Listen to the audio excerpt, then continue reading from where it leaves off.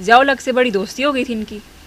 अच्छा, ये भी मैं आपको बताता चलूं कि इनको भी थोड़ा सा सबक मिला कि हुकूमत से टक्कर लेके ना तो कोई बड़ा डॉन कायम भी नहीं रह सकता, तो क्योंकि इनको छुपना पड़ रहा था। तो जैसे ही ज़ियाउल हक ने मार्शल लॉ लगाए थे, उन्होंने देखा कि ज़ियाउल हक की भुट्टो के साथ दुश्मनी है, भुट्टो को फांसी भी चाहिए। और मैं यहाँ ये भी एक बताता चलूं कि भुट्टो की फांसी में जो बुनियादी किरदार जिस गवाह ने किया था, उस गवाह के बारे में मालूम हुआ कि वो इनके सगे साले थे, यानी इनके मिसिस के भाई थे वो, जिनकी गवाही पर भुट्टो को किया गया। तो हम आगे चलते हैं कि जब ज़ियाउल हक का दौर आया ना, तो मैं ये भी बताता चलूं कि जो सेठ आबद थे ना, इनका एक बेटा था अय्याज महमूद और एक बेटी नुसरत। ये दो बच्चे तो ठीक थे, और इनके जो 4 बच्चे उनके बारे में कहा जाता है कि उनको एबनॉर्मल थे, शायद एबनॉर्मल नहीं थे। उनमें समाज की जो हिस्सा थी ना वो नहीं थी, तो इस वजह से उनको यानी कहा जाता था। तो इस वजह से क्योंकि जो ज़ियाउल हक की बेटी थी ना, जैन ज़िया, वो भी थोड़ी सी बच्ची खसूसी जिसको चाइल्ड कहा जाता है वो थी, तो इनका अपने बच्चों के साथ भी बड़ा प्यार था। तो इनको वो जो खसूसियत नजर आई उसमें भी ज़ियाउल हक की बेटी, तो ये क्योंकि उस वक्त उन बच्चों के लिए वर्किंग भी कर रहे थे, तो ज़ियाउल हक के साथ अटैच हुए। इन्होंने अपना वो पेश भी की खिदमात कि जी मैं हुकूमत को हर तरह की खिदमात पेश करता हूँ। तो फिर ज़ियाउल हक ने भी, इन्होंने कुछ चंदा भी आपको पता है कि अंदर खाते दिया। तो उसके बाद ना इनकी ज़ियाउल हक के साथ बड़ी अच्छी अंडरस्टैंडिंग हो गई, और इतनी एक वक्त में अच्छी अंडरस्टैंडिंग हुई कि 85-86 में जो उस वक्त की पार्लियामेंट थी वहाँ डिस्कस हुआ इनका केस, वही जो मैंने आपको बताया था 58 वाला, कि जब 3100 तोले सोना जो है ना वो पकड़ लिया था। तो वो वहाँ से हुआ कि ये इनका जायज़ सोना था और इनको वापस किया जाए। वो फिर ज़ियाउल हक के दौर में यानी इनको 3100 तोले सोना वापस दिया गया, जिससे फिर इनको मजीद अरूज मिला कि अब तो सदर के साथ भी ताल्लुकात हैं, सोना भी मिल गया, नेटवर्क पहले से बना हुआ है, आलीशान जिंदगी गुजार रहे हैं।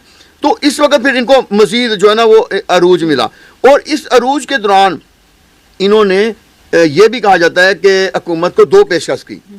एक ये की कि अगर मुझे 1 साल तक मुसलसल अपना ये जिसे लोग कहते हैं स्मगलिंग। अच्छा, मैं यहाँ ये बताता चलूँ कि जो सेठ आबद थे ना, वो स्मगलिंग को कोई जुर्म नहीं समझते थे।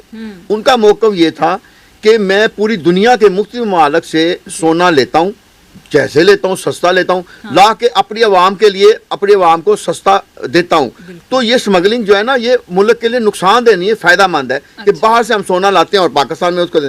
इस वजह से वो कहते थे कि ये मैंने नेटवर्क जो बनाया हुआ है इसको फ्लरिश किया जाए, और अगर हुकूमत मुझे इजाज़त दे तो मैं 1 साल के अंदर अंदर इतना सोना पाकिस्तान में ला सकता हूँ कि पाकिस्तान पर जितने कर्जे हैं वो सारे ख़त्म हो जाएंगे।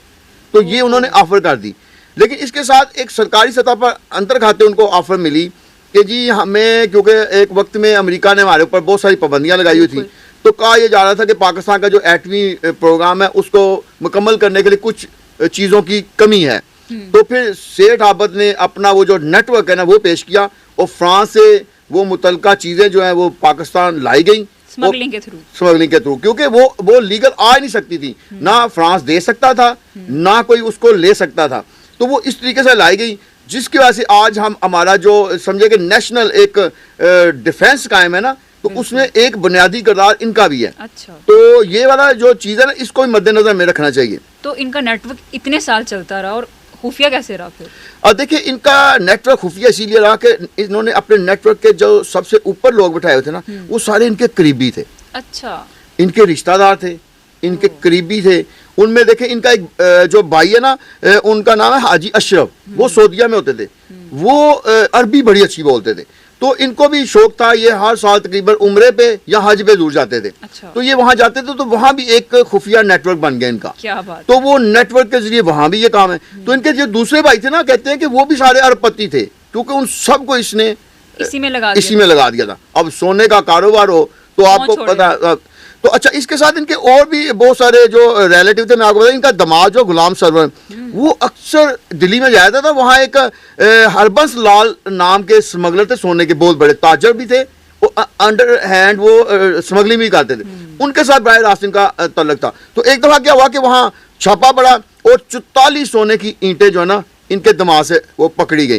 तो उन्होंने जो इंडियन जो अखबार था टाइम्स ऑफ इंडिया, उसने खबर लगाई कि गोल्ड किंग जो है ना उसके नेटवर्क का पता चल गया कि इंडिया के दिल्ली में और मुख्तलिफ जगहों में जो नेटवर्क है, यानी इतना इंडिया भी इनको रिकॉग्नाइज करता था, मानता था। जैसे आपने एंट्रो में एक करैक्टर दिया रॉकी का, तो वो तो सारी ऐसे ख्याली तस्वुराती फिल्म है, लेकिन अगर किसी का पूरे इस रीजन, ये खाली पाकिस्तान का नहीं मैं कह रहा, पूरे बड़े सगीर में और अरब ममालिक में और लंदन तक और यूरोप तक अगर किसी का नेटवर्क था स्मगलिंग में, वो कोई रियल इसका नेटवर्क का डॉन था, तो वो सेठ आबद था। अच्छा, इनके और भी आगे भाइयों के बेटे, इनके दामाद, इनके दूसरे जो रिलेटिव हैं, उनका भी इस कारोबार में तल्लुक था और वो फिर नीचे तक चलाते थे।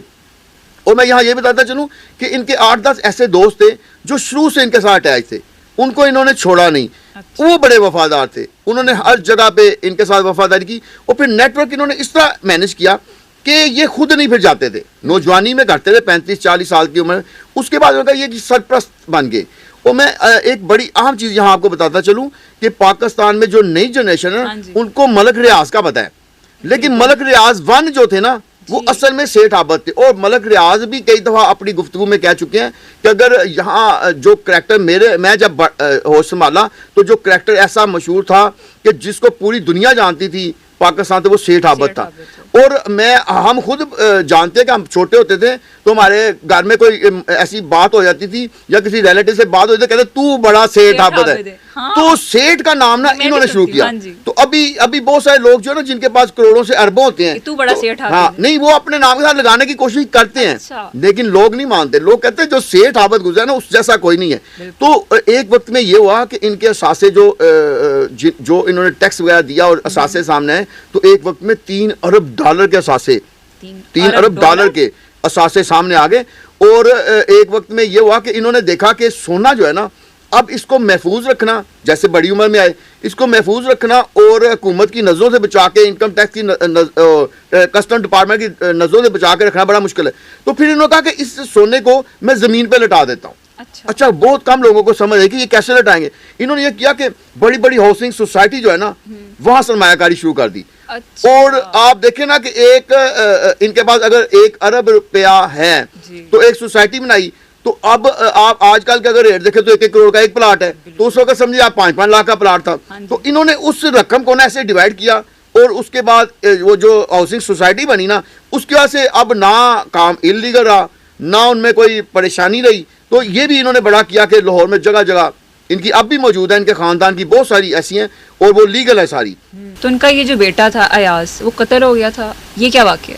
अच्छा, मैं आपको बताता चलूँ कि सेठ आबद की ना गर्लफ्रेंड बहुत सारी थी, इनकी शादी भी हुई। अच्छा। एक गर्लफ्रेंड का तो ये भी वाकया मशहूर है कि लाहौर में पुलिस ने जब छापा मारा कि आज सेठ आबद फलां जगह पे अपनी गर्लफ्रेंड को मिलने आएंगे, तो इनके तो मुखबिर हर जगह मौजूद थे, मुखबिरों ने इनको बता दिया और ये छलावे की तरह गायब हो गए। गर्लफ्रेंड के पास जब पहुंचे पुलिस एहलकार, तो कस्टम वाले भी, तो उन्होंने देखा तो उसको इन्होंने गिफ्ट भेजा हुआ था, लेकिन खुद नहीं थे। तो ये इस तरह छलावे की तरह निकल जाते थे और इनका यानी नौजवानी ऐसे गुजरी कि जब भी कोई गिरफ्तारी का मौका था तो ये गायब हो जाते। लेकिन ये जो इसके जब इनकी बड़ी उम्र आई ना, तो इनका जो बड़ा बेटा था अयाज महमूद, शेख अयाज महमूद, वो हाफिज भी था, तो उसको ना ये बड़ा लाइक करते थे। तो ये समझते कि मुझे अपना मुस्तकबिल ना अपने इस बेटे में नजर आता है, क्योंकि वो भी इनकी तरह बड़ा होशियार, चालाक और यानी वक्त को देख के नब्ज के साथ चलता था। लेकिन हुआ क्या कि एक वक्त वो अपनी हाउसिंग सोसाइटी में गए, तो उनकी कुछ दिन पहले ना अपने जो सिक्योरिटी गार्ड है उसके साथ बदमज़गी हुई थी। तो सिक्योरिटी गार्ड ने उसका गुस्सा रखा हुआ था, वो जैसे ही पहुंचे सिक्योरिटी गार्ड ने उन पर फायरिंग की और वो जो इनका जो बेटा शेख अयाज था वो मौके पे यानी वो इतना ज़्यादा जख्मी हो गया, अस्पताल ले जाते हुए उसकी वफात हो गई। ये जो वाक़या था ना, अगर सेठ आबद की पूरी ज़िंदगी को देखा जाए कि वो जब क्लेवर फॉक्स वाली गुजरी, यहाँ आके ना इनकी कमर टूट गई, क्योंकि कहते थे वही मेरा बेटा था, उसी पे मुझे सारा था कि मेरा मुस्तकबिल है। तो जब ये 2006 का वाक़या है, तो 2006 में जब इनका बेटा वो कत्ल हो गया ना, उसके बाद ना फिर इन्होंने मीडिया से भी मिलना छोड़ दिया। वैसे भी मैं इनकी एक आदत थी कि ये इनको पता था कि जब तक बंदा अपने आप को ज़्यादा प्रोमिनेंट ना करे, हर जगह सामने ना आए, तो वो बंदा पकड़ा नहीं जाता। तो इसी वजह से ये क्योंकि उस वक्त एक हमारा नेशनल चैनल था पीटीवी, उसके अलावा अखबारात थे, तो जब तक अखबारात के रिपोर्टर पहुंचते थे और खबर आना होती थी उस वक्त ये अगला काम मैनेज कर चुके होते थे।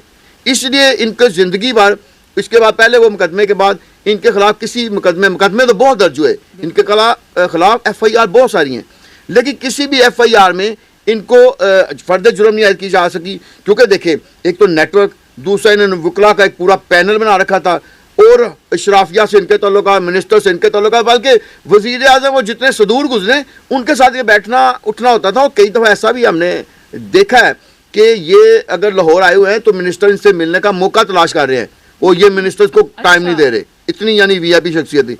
लेकिन 2008-06 के बाद इनका थोड़ा इस तरह का हुआ कि ये बिल्कुल साइड पे रहना शुरू हो गए। हाँ, एक वक्त आया कि जब इमरान खान का शौकत खान हॉस्पिटल का जब सारा सिलसिला चल रहा था, उसमें इन्होंने काफ़ी हद तक फंडिंग की, और इनका क्योंकि इनका बेटे जो थे समात के से, इन्होंने फिर लाहौर में एक हमजा फाउंडेशन बनाई, वो जो डिसेबल या स्पेशल बच्चों के लिए। इसके अलावा एक कराची में ना दीवा अकेडमी नाम के है, वहाँ भी इन्होंने बहुत सारा जो है ना वो किया, फलाही काम किए।